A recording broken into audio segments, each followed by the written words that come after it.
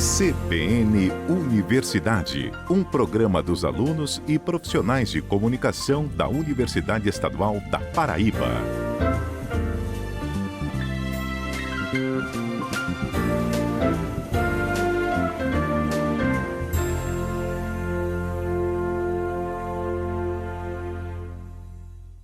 Olá, bom dia! Estamos chegando com o CBN Universidade deste sábado.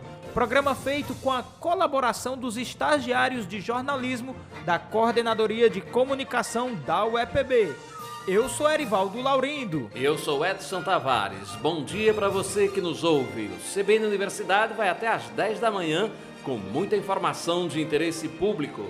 Educação, ciência, as principais ações da Universidade Estadual da Paraíba, instituição que leva a formação, pesquisa e desenvolvimento para todo o estado e o Brasil inteiro. Vamos saber os destaques deste sábado, dia 10 de junho. Tutoria especial garante acompanhamento e auxílio para pessoas com deficiência que fazem curso de graduação na UEPB. Vamos mergulhar no universo das revistas científicas para entender como elas contribuem para a propagação da ciência e para o crescimento das pesquisas nas universidades. Na entrevista de hoje com a professora Paula Newton, a gente fala sobre um projeto de extensão que busca divulgar informações de maneira acessível e simplificada, utilizando uma linguagem adaptada às redes sociais. Hoje também tem a coluna Português Sem Segredos, com dicas importantes para todo mundo. E ainda uma reportagem fala sobre a tradição do chorinho em Campina Grande, estilo musical peculiar, incentivado pelo Museu de Arte Popular da Paraíba. Acompanhe essas e outras informações agora, no CBN Universidade, que está apenas começando. Apresentação: Edson Tavares e Erivaldo Laurindo. Iniciamos o nosso programa com informação sobre a chamada para um capítulo do livro Jornalismo de Soluções, Desafios e Vivências Inovadoras. Tanto pesquisadores quanto profissionais da comunicação podem ser autores de um dos capítulos. O chamamento está aberto pela editora universitária da UEPB. O organizador é o professor do curso de jornalismo, Antônio Simões. Ele falou sobre os detalhes desse processo. O livro tem o principal objetivo de dar visibilidade a essa abordagem inovadora do jornalismo de soluções na academia e também no mercado. Por isso a gente teve o cuidado de pensar a obra para atender esses dois públicos. Na primeira parte, teremos 6 capítulos voltados especificamente para os pesquisadores brasileiros que trabalham com o jornalismo de soluções, seja na pós-graduação, na graduação, na extensão. E teremos na segunda parte do livro mais 6 capítulos voltados para que os profissionais que estão no mercado, nas redações, possam apresentar relatos de experiências de como trabalham no dia a dia com o jornalismo de soluções, quais os desafios que aparecem e como esses desafios são superados. A obra, de uma forma geral, tem o objetivo de popularizar o jornalismo de soluções tanto na academia quanto no mercado. As pessoas devem enviar os trabalhos já revisados, já prontos para publicação, diretamente para o meu e-mail, já que eu sou o organizador da obra, simões@servidor.epb.edu.br, e o prazo é até o dia 10 de julho deste ano, já que precisamos ter um tempo para diagramar, pensar na capa, enfim, todos os processos inerentes à produção de um e-book para que ele possa ser lançado no primeiro semestre do ano que vem. E só reforçando, o e-mail para você, estudante de jornalismo ou profissional na ativa, enviar o seu artigo para o livro Jornalismo de Soluções, Desafios e Vivências Inovadoras, que deve ser publicado pela EduEPB. O e-mail é simões@servidor.uepb.edu.br. E ainda neste programa, a gente traz uma reportagem sobre revistas científicas na UEPB, que contribuem para a propagação da ciência e para o crescimento das pesquisas nas universidades. E a Pró-Reitoria Estudantil da UEPB oferece para os alunos da instituição uma série de auxílios para que esses estudantes tenham condições de cursar e terminar uma graduação. Um desses subsídios é a tutoria especial, que garante o acompanhamento de um tutor para pessoas com deficiência ao longo de toda a vida acadêmica. E a relação entre tutor e tutorando muitas vezes vai além da sala de aula. Confere aí na reportagem de Iago Duarte, com produção de Alberta Figueiredo. André Peregrini e Matheus Bernardo se conheceram na UEPB enquanto os dois estavam realizando o bacharelado em Ciências Biológicas. Matheus encerrou a graduação primeiro e atualmente está fazendo pós-graduação em Ensino de Ciências e Educação Matemática. Porém, quis o destino que a história dos dois antigos colegas de classe continuasse sendo escrita. André está dentro do espectro autista e possui um quadro de transtorno de déficit de atenção com hiperatividade, o TDAH. Por conta disso, ele precisa de auxílio na realização de atividades do curso, como provas e seminários. Por meio da tutoria especial, assistência estudantil disponibilizada pela UEPB, Matheus tornou-se tutor dele, lhe ajudando no cotidiano de sua vida acadêmica, como é pontuado por André. Normalmente é quando eu faço as minhas atividades e trabalhos, eu dou para meu tutor, Matheus, corrigi-las. Ele me ajuda a ver o que eu preciso melhorar e também me dicas de como obter maior sucesso e também bem corrigir se eu faço alguma coisa errada nesses trabalhos. Mas e geralmente ele me dá apoio também me dando dicas de como achar fontes de informações para eu pesquisar. Mas ao longo desse 1 ano e meio de relação entre tutor e tutorando, um vínculo ainda maior foi se formando, de amizade e companheirismo mútuo. Isso é refletido nas discussões e conversas entre os dois amigos, que vão de assuntos relacionados à universidade e estudos até paixões e hobbies que eles têm em comum, como afirma o tutor Matheus Bernardo. É até engraçado falar um pouco sobre isso, porque na primeira entrevista que a gente teve, foi uma entrevista para a gente se conhecer. Então, eu e André, quando a gente foi para a reunião junto com o núcleo da ciência social, eu já conhecia André. Então, a gente pulou meio que essa etapa. E aí, esse laço que a gente vem construindo ao longo do tempo é um laço de muito companheirismo e amizade, né? E eu cito até uma viagem que a gente fez, uma viagem acadêmica que a gente participou da 10ª semana de Biologia lá da UFPB, onde eu passei uma semana, eu e André, a gente estava lá na UFPB participando de todas as atividades e a gente estava sozinho, né? Então, estava o tutor e o tutorando lá, participando de tudo. Então, esse laço se converteu numa amizade onde eu conheci um pouco da realidade dele, do contexto dele, do que é viver, enfim, né, dos gostos, das habilidades, de tudo. E aí eu aprendi muito com ele e vice-versa, né? Ele conheceu um pouquinho do meu lado, das minhas manias, e a gente sempre tem muitas coisas em comum, né? Então, às vezes, a gente fica até um pouquinho complicado a gente focar, porque a gente começa a falar sobre a vida, falar sobre os animes, os gostos em comum, que a gente tem tanta ligação e similaridade que a gente precisa dar um fecho de volta para seguir no caminho, né, dos trabalhos, né? A tutoria especial é um programa organizado pela Pró-Reitoria Estudantil, a Proeste, e por meio dele é disponibilizada assistência pedagógica aos alunos que possuam algum tipo de deficiência. A pró-reitora estudantil, Núbia do Nascimento, destaca a importância da tutoria, como também é feito o acompanhamento dela. O estudante que chega com necessidade especial, né? E aí a gente dá o suporte, ele vai ser acompanhado pelo tutor durante todo o curso. Nós temos vários exemplos do crescimento do estudante com necessidades especiais que,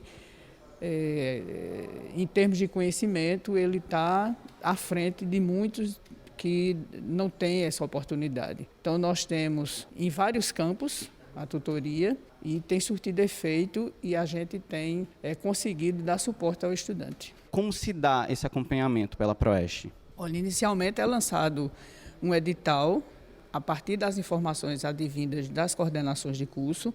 A coordenação do curso informa que o estudante tem essa necessidade e aí a gente faz um atendimento prévio, um atendimento psicossocial para ver realmente, para solicitar o laudo, para se saber da necessidade específica do estudante, né?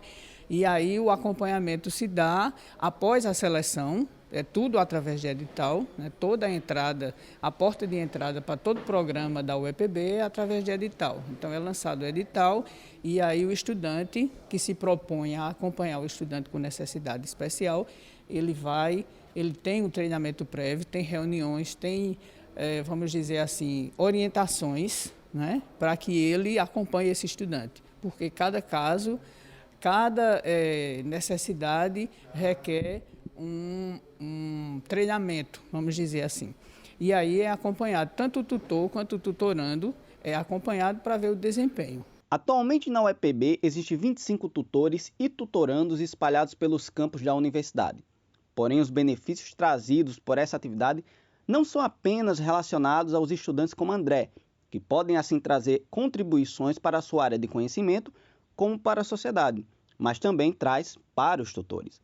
Matheus fala que as experiências cotidianas da tutoria lhe ajudarão na sala de aula como futuro professor e que lhe instigaram a propor também mudanças relacionadas às formas de ensino para que sejam efetivadas práticas ainda mais inclusivas, como apresenta em artigos científicos escritos por ele.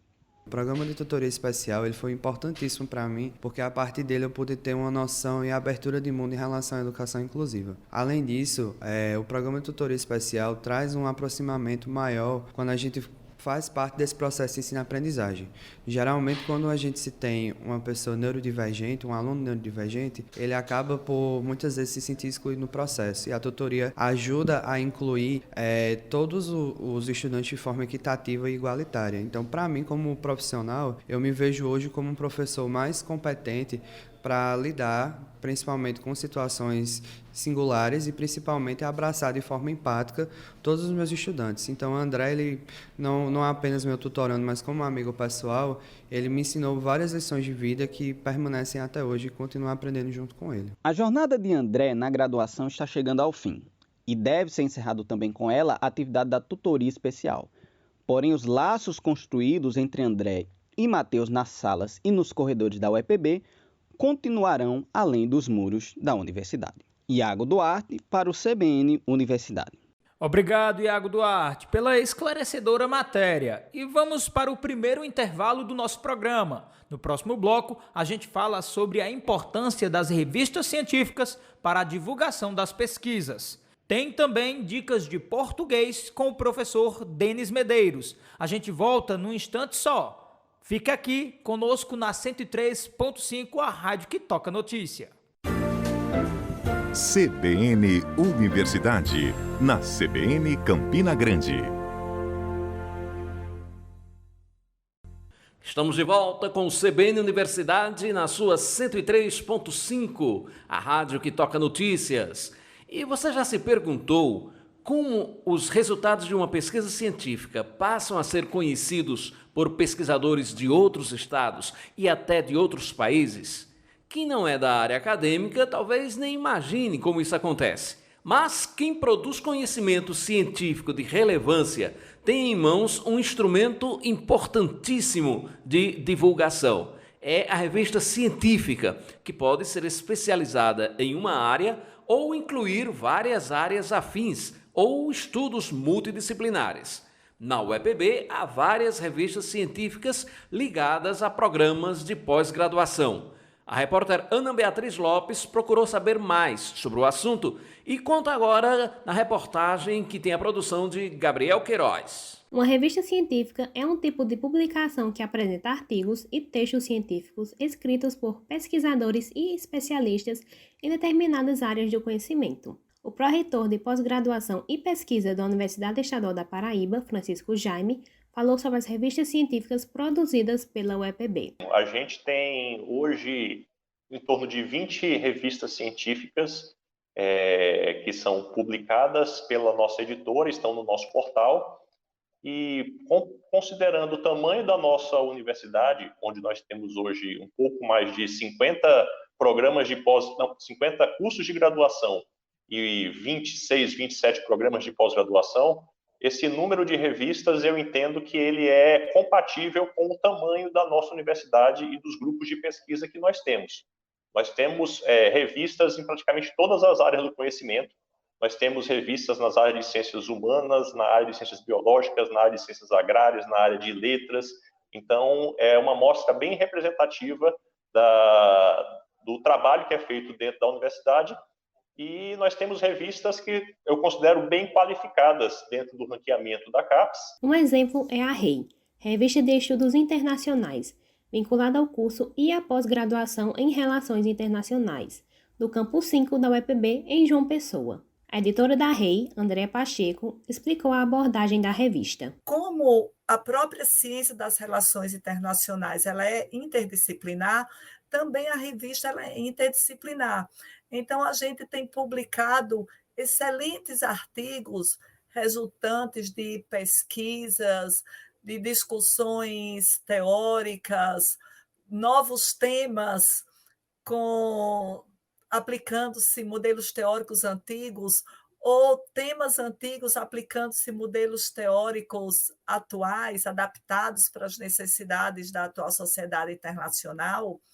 Então, a gente tem recebido artigos da área de direito, economia, sociologia, psicologia, arquitetura, administração, além do núcleo duro das relações internacionais, ciência política, serviço social, enfim, as temáticas são diversas, desde que tenha interesse para a área das relações internacionais. Andréa Pacheco falou sobre os vários desafios para manter um periódico desse porte. Muitas vezes os avaliadores, eles aceitam avaliar, mas não entregam no prazo.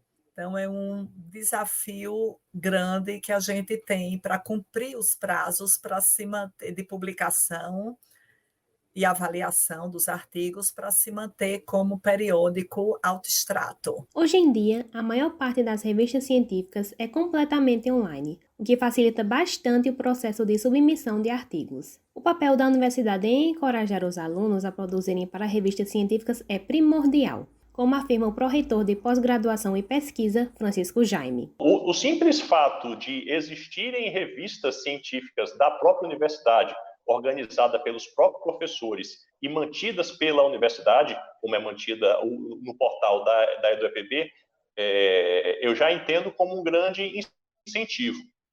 Além disso, a gente, com certa constância, a gente organiza eventos científicos, eu digo, vários programas de pós-graduação, vários cursos organizam esses eventos, e dentro desses eventos, muitas vezes, os melhores trabalhos, eles são incentivados a serem publicados nessas revistas, exatamente dando visibilidade para os autores. Ana Beatriz Lopes, para o CBN Universidade. Obrigado, Beatriz. Agora é hora de ouvir as dicas de português com o professor Denis Medeiros. Se liga aí! Português sem segredos, com Denis Medeiros. Olá, ouvintes, tudo bem? Hoje vamos trazer alguns casos de concordância nominal, que de maneira geral é a adaptação de uns nomes aos outros e que no dia a dia, na fala, na escrita, muitas vezes gera dúvida: que nome eu vou utilizar aqui para concordar? Vejam só se vocês já não precisaram, por exemplo, utilizar a palavra anexo, incluso. Elas exercem o papel de adjetivo, por isso concordam com a palavra a que se referem. Então, por exemplo, ele enviará anexos ao contrato os recibos, masculino plural. As taxas inclusas na mensalidade eram ilegais. Taxas inclusas, plural feminino. Já a locução em anexo, ela é invariável. Então, por exemplo, as cópias irão em anexo. Não vai ter nenhuma flexão aí. A palavra obrigado também tem um valor de adjetivo e por isso deve ser empregada no masculino, se o agradecimento é feito por uma pessoa do sexo masculino. Então, por exemplo, muito obrigado, disse ele. E no feminino, se o agradecimento é feito por uma pessoa do sexo feminino. Então, a menina timidamente disse obrigada. Já as palavras mesmo e bastante, ora são utilizadas como advérbio, ora como pronome. Quando for advérbio, elas são invariáveis. E quando for pronome, concorda com a palavra a que se refere. Exemplo, as pessoas deveriam se interessar mesmo pela situação do país. Esse mesmo significa realmente, então é invariável, um advérbio. Já na frase, as crianças mesmas contaram o que aconteceu na festa, esse mesma ele está recuperando, ele está, aliás, se referindo às crianças. Então, é um pronome e aí vai concordar com as crianças mesmas. A palavra bastante, na frase, por exemplo, por causa do calor, os ciclistas se desgastaram bastante. Esse bastante é um advérbio, se desgastaram muito, não varia. Já na frase, na biblioteca da escola, há bastantes livros sobre ecologia. Esse bastantes aí é um pronome, né, que também pode ser substituído por muitos. E aí, quando eu consigo substituir bastantes por muitos, tem essa variação, existe essa palavra que muita gente acha estranho, né? Então, há muitos livros, há bastantes livros. Então, por exemplo, os turistas pagam caro para se hospedar neste hotel. Esse caro, ele está se referindo a pagam caro. Pagam é verbo, então é um advérbio por modificar esse verbo. Então, ele é invariável. Já na frase, são muito caras as internações em hospitais particulares, esse cara está se referindo a internações, que é um substantivo. Então, é um adjetivo, tem a concordância. As internações caras. Na frase, elas só usam joias baratas. Esse baratas está se referindo a joias, que é substantivo, então adjetivo concorda, joias baratas. Muitas pessoas se sentem sós, adjetivo, porque está caracterizando as pessoas, né? Está se referindo a pessoas, então muitas pessoas se sentem sós, plural. Meio, quando numeral, ele concorda com a palavra a que se refere, quando advérbio é invariável. Por isso que eu digo ao meio-dia e meia. Meia o quê? Hora. As crianças já estarão meio cansadas. Esse meio é advérbio. Usando as meias palavras, né, numeral, ele tentou explicar o que havia acontecido. E, por fim, o uso das palavras é bom, é proibido e é necessário, quando acompanhada de um substantivo. Se esse substantivo que faz parte dessas expressões está acompanhado de palavra determinante, ou seja, se tem um artigo ou um pronome, o adjetivo concorda com o substantivo. Isso as pessoas usam muito na redação e, por vezes, cometem alguns equívocos. Então, por exemplo, é proibida a entrada de estranhos. Outro, para aturá-lo é necessária muita paciência, né? Então, tem tudo aí concordando no feminino. E, por outro lado, quando não tem esse determinante, fica invariável. É proibido entrada de estranhos. Veja a diferença.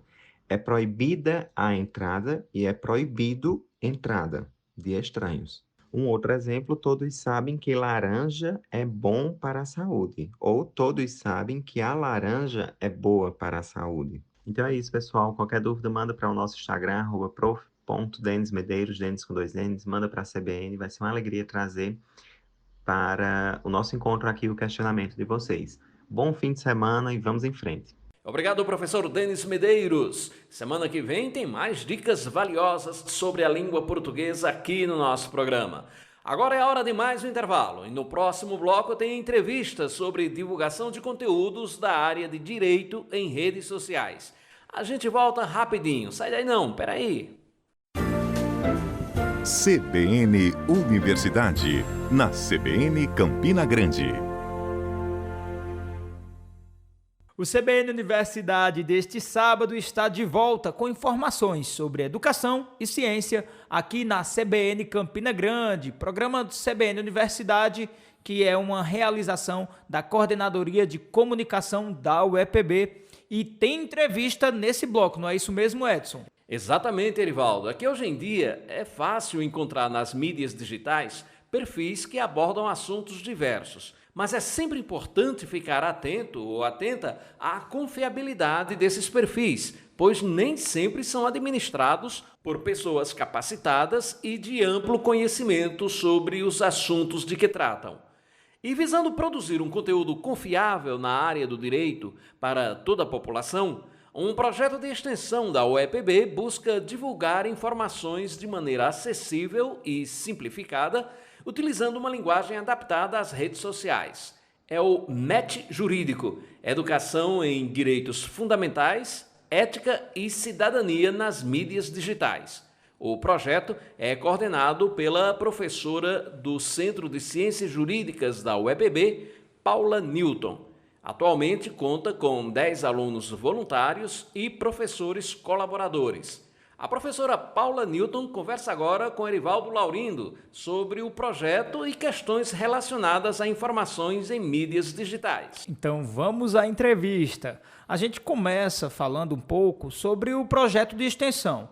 Professora, o que é o MET jurídico e como ele funciona? A ideia do projeto MET jurídico, Educação em Direitos Fundamentais, Ética e Cidadania nas mídias digitais, surge com a perspectiva de conciliar direito, acesso a informações de qualidade e tecnologias. Sendo assim, conhecendo os impactos do espaço virtual na rotina atual das pessoas, concentrando o ambiente para desenvolvimento dos mais variados tipos de relações, sejam vínculos profissionais, educacionais e até mesmo afetivos, é um ambiente propício à propalação de informações relevantes à sociedade. E foi com esse intuito que se consolidou a base do projeto MET Jurídico, cujo processo construtivo teve início em 2018. Metodologicamente, o MET desenvolve suas atividades nas seguintes perspectivas. Preliminarmente, os alunos participantes coletam informações relevantes sobre temas jurídicos fundamentais para a sociedade. Recompilam e efetuam uma triagem temática, pautando assuntos como assédio, direitos trabalhistas, questões de direito das famílias, direitos fundamentais, violência contra os grupos vulneráveis, proteção de dados, entre outras pautas jurídicas de interesse. Em seguida, os integrantes desenvolvem as ideias centrais para a abordagem e a elaboração da identidade visual para as postagens. Prioriza-se no processo a adoção de linguagem singela e acessível às diversas esferas da população. As informações jurídicas são repassadas principalmente na plataforma Instagram, no perfil @jurídicomet. Perfil que aqui faço questão de repetir, @jurídicomet, ativo desde 2018. São postagens de conteúdos mais variados, indicações de livros, séries, filmes de relevância social. Considero um projeto bastante frutífero, pois inclusive inspirou vários outros projetos jurídicos de extensão, que baseados no MET jurídico apresentam proposta metodológica semelhante. Como as mídias digitais estão mudando a forma como as pessoas consomem informações sobre o direito?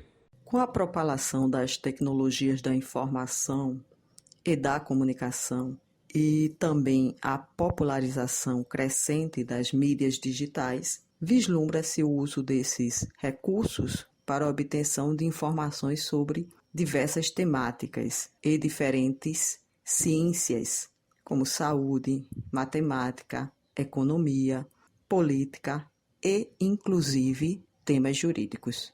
Isso ocorre porque a busca por informações no atual estado da sociedade tecnológica, informacional e digital que vivenciamos, clama por celeridade e facilidades. Há alguns anos, as informações claras, precisas e seguras sobre os assuntos jurídicos mais complexos deveriam ser pacientemente pesquisadas entre as páginas de volumosos livros, entre as estantes de instituições públicas e privadas renomadas ou nas fartas bibliotecas privadas dos juristas. Atualmente, a pesquisa dos temas singelos até o mais complexo instituto no bojo das ciências jurídicas pode ser realizada entre cliques nas palmas de nossas mãos. Isso ocorre em relação ao cidadão que não é da área jurídica, mas possui interesse na consulta imediata sobre determinado tema, como ocorre também em relação ao estudante ou profissional do direito em busca de informações sobre temas jurídicos de forma rápida e singela. Cabe ao receptor das informações, com sapiência e cautela, efetuar a devida triagem. Muita gente pensa que assuntos relacionados às leis são mais para pessoas formadas em direito. Mas qual a importância da população em geral entender também o que diz respeito às leis e os direitos que cada pessoa possui? Como o acesso às informações desse tipo podem trazer melhorias à sociedade, professora? É fundamental que as pessoas assimilem a relevância dos conhecimentos e da compreensão dos institutos e normas inseridas no ordenamento jurídico pátrio, principalmente o conjunto normativo que compõe o dueto Direitos Humanos, Direitos Fundamentais, que podemos conceber como elementos que compõem a coluna vertebral do Estado Democrático de Direito. Logicamente, a concretização efetiva desses pilares do Estado de Direito pressupõe o conhecimento dos direitos e obrigações por todos, sejam juristas ou não. Cabe ressaltar as 3 perspectivas cruciais que devem ser consideradas quando se expressa o necessário conhecimento da ordem normativa, tendo como base vital nos estados democráticos de direito. Essas perspectivas, elas são as seguintes. Primeiro, recursos facilitadores do acesso à informação sobre leis, direitos e obrigações e os procedimentos de tutela. Segundo, conhecimento sobre os direitos e obrigações dispostos nos instrumentos legais. E terceiro, ter ciência sobre os procedimentos, recursos e serviços para provocar a atuação dos órgãos de tutela. Dessa forma, o cidadão que conhece a essência dos seus direitos e obrigações e os procedimentos para provocação dos órgãos investidos com o dever de tutela, de proteção, poderá reclamar, questionar, exigir, criticar e reivindicar quando da violação, lesão ou ameaça de lesão aos seus direitos. A título exemplificativo, só poderei saber se uma determinada decisão judicial encontra-se pautada pelas diretrizes legais se conheço a ordem legal. Logo, resta nítido que o conhecimento do sistema normativo, dos direitos e garantias fundamentais é imprescindível não apenas para os profissionais do direito, juristas, membros das carreiras jurídicas, é um imperativo para todo cidadão. Quais os pontos negativos das redes sociais para o consumo de informações sobre direito? Que cuidados devemos ter? Pois bem, o aspecto mais nocivo para o sujeito receptor das informações sobre temas jurídicos é o que a doutrina especializada cognomina como tsunami de informações. Existe uma abundância de informações sobre diversos temas jurídicos inseridos nas distintas ramificações do direito. Esse excesso de informações gera um leque de consequências perniciosas, entre as quais a desinformação. Diante da facilidade de acesso às plataformas digitais e da propalação célere dos mais diversos conteúdos relacionados ao ambiente jurídico, destaco como reflexos problemáticos os seguintes. Qualquer pessoa pode produzir conteúdo sobre temas jurídicos, independentemente do nível de conhecimento sobre o tema, qualificação ou titulação na área. E há público consumidor destas informações.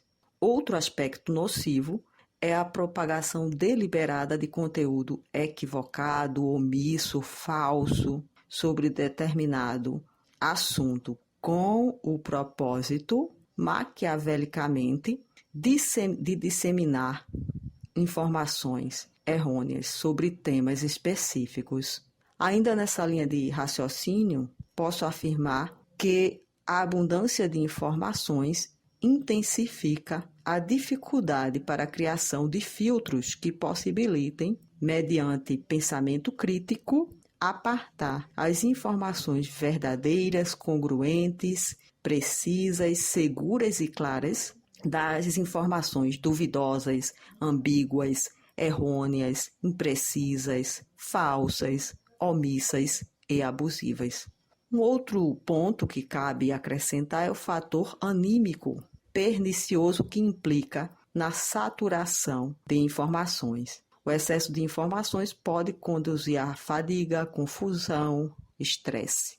Quadro este que inviabiliza a percepção crítica para selecionar as fontes confiáveis das que não são confiáveis. Para responder à segunda parte do questionamento, afirmo que devemos manter as seguintes cautelas. Primeiro, buscar manter o pensamento crítico e desenvolver as capacidades digitais direcionadas ao exame reflexivo em um ambiente de hiperinformação. Segundo ponto, analisar cuidadosamente as informações antes de compartilhá-las, indicá-las ou inseri-las como material de pesquisa.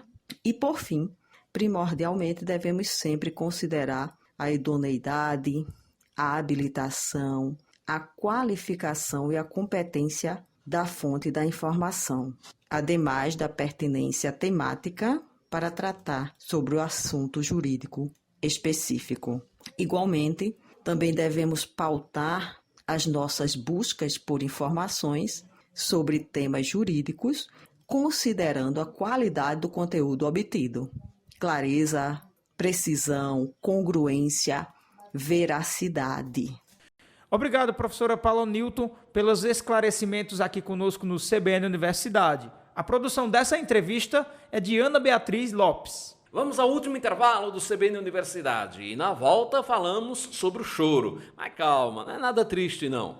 Muito pelo contrário, é um estilo musical carinhosamente chamado de chorinho. Os detalhes daqui a pouco. Até lá. CBN Universidade, na CBN Campina Grande. Voltamos do nosso intervalo trazendo o quarto e último bloco do CBN Universidade, já com informações sobre cultura. Você conheceu o choro? É um estilo musical que tem perdurado ao longo dos anos aqui em Campina Grande.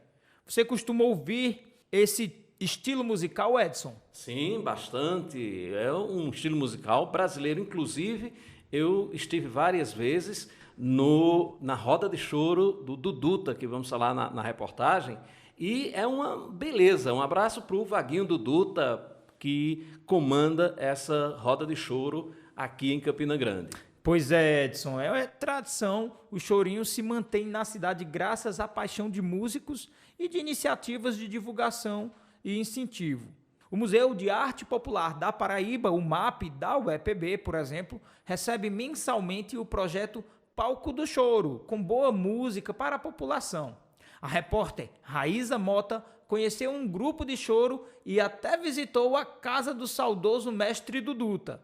Vamos ouvir na matéria. Gênero instrumental da música popular brasileira, caracterizado por uma musicalidade peculiar que é tocado com a alma. Estamos falando do choro, chamado assim pelo seu jeito melancólico, cadenciado e nostálgico, marcado pela habilidade dos instrumentistas em cada toque. No chorinho, o talento individual dos músicos se junta com tons diferentes para formar uma melodia harmônica.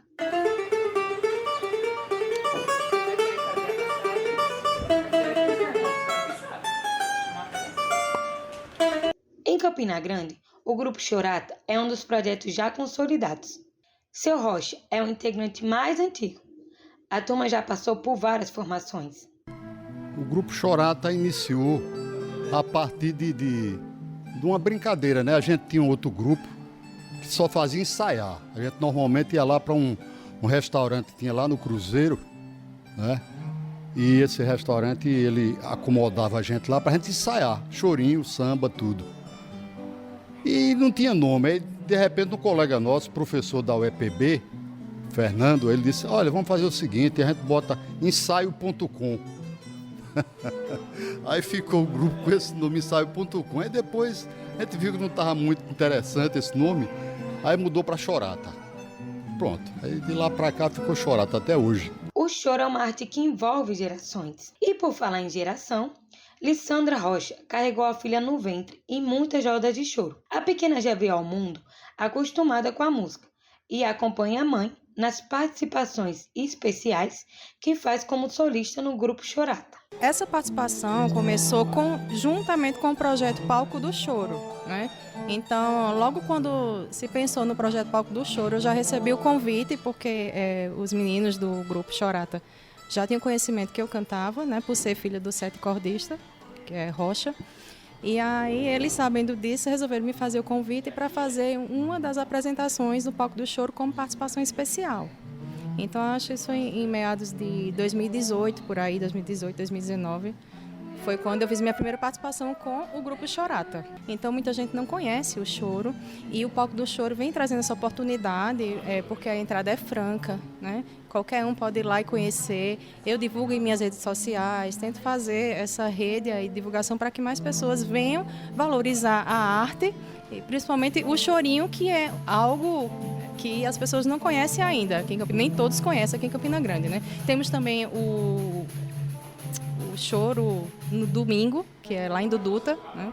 Que é onde também é aberto ao público e muitas pessoas se conhecem, muitos artistas aqui da cidade, que algumas pessoas não conhecem, se encontram lá e é muito gostoso, né? Chorinho é maravilhoso, é o Palco do Choro, o Museu dos Três Pandeiros está dando essa oportunidade, que é nota 10. O grupo Chorata faz apresentações mensais através do projeto Palco do Choro, sempre na última sexta-feira de cada mês, no Museu de Arte Popular da Paraíba. Além da música, o momento é um ponto de encontro dos apreciadores de chorinho. Como explica Victor Herbert, um dos solistas do grupo. Na roda de choro a gente nem sempre toca só choro. Às vezes abre espaço para o samba, para o MPB, para um forró, que na verdade o nome choro, historicamente, era o local do pessoal se reunir para fazer música. O gênero, né, da forma como ele é hoje, ele veio depois, ele foi ser definido depois. Então essa tradição do choro ser um local de encontro de amigos e de música também é uma coisa viva até hoje. Um dos encontros de chorinho mais antigos e tradicionais em Campina Grande acontece na casa do saudoso Seu Duduta. A família registra os primeiros momentos no ano de 1955. Vaguinho é filho do mestre Duduta. Já nasceu mergulhado no universo do choro. E todo aprendizado dentro do gênero musical veio a partir da maior inspiração, o próprio pai. Quais são as inspirações dentro do choro? De artistas assim nacionais, aí vem Valdir Azevedo, Jacó do Bandolim, Pixinguinha, Rocinho Ferreira, que era um amigo nosso que morava em Recife, e o próprio meu pai mesmo, né? Aprendi tudo com ele, desde o início com ele, e as músicas dele também, que ele me ensinou. E minha inspiração foi isso. Principalmente assim, o meu ídolo até hoje ainda sempre será ele. Apesar desses artistas nacionalmente conhecidos, mas a minha inspiração maior foi ele e os conceitos que ele me dava para eu tocar. Além dos encontros aos domingos, a casa do mestre Duduta é também espaço para a luteria, que é a arte de confeccionar instrumentos de corda. O músico confeccionava os próprios instrumentos e também consertava. O filho herdou o dom e mantém viva a técnica aqui na cidade. Em meio às rodas de choro e projetos como o Palco do Choro, a musicalidade e o ritmo cadenciado se mantêm vivos na Rainha da Borborema. Raíza Mota para o CBN Universidade. Obrigado, Raíza, pelas preciosas informações sobre esse ritmo bem brasileiro. E por falar em cultura, Erivaldo, tem mais uma informação nesse campo. É que a equipe da Pró-Reitoria de Cultura da UEPB está visitando os campos da universidade para dialogar sobre a criação de núcleo de arte e cultura nos centros que não têm esse espaço. A ideia é fomentar ações culturais através de parcerias nos outros 7 campos da instituição, além do de Campina Grande, que tem atividade cultural bem desenvolvida pela Procult.